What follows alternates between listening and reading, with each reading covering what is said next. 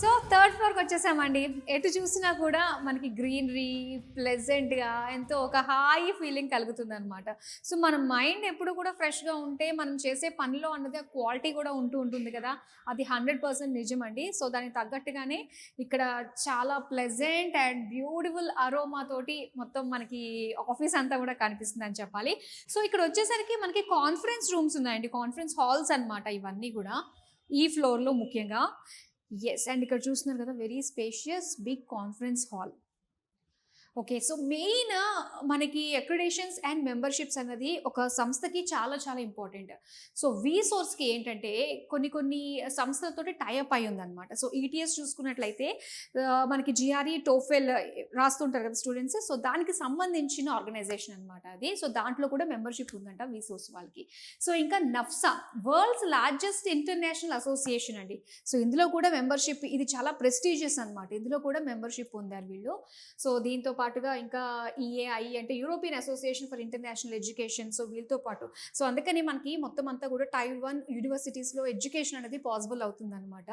So చాలా చక్కగా మనం సెలెక్ట్ చేసుకున్న యూనివర్సిటీస్ నుంచి మనం సీట్ సంపాదించుకునే ఏకైక ఆర్గనైజేషన్ అనేది మనకి వీసోర్స్ అని ఇప్పటికే చాలా మందికి అర్థమై ఉంటుంది కదా.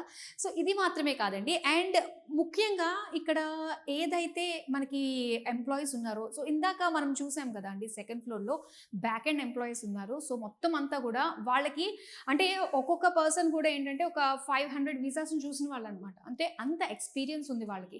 సో అంటే ఏ చిన్న పొరపాటు వచ్చినా ఈజీగా ఐడెంటిఫై చేయగలరు కాబట్టి సో అలాంటి వాళ్ళకి మన బాధ్యత అప్పచెప్పేసామనుకోండి, మనం టెన్షన్ ఫ్రీ, స్ట్రెస్ ఫ్రీగా ఉండొచ్చు. మెయిన్ ఇక్కడ అదే అనమాట.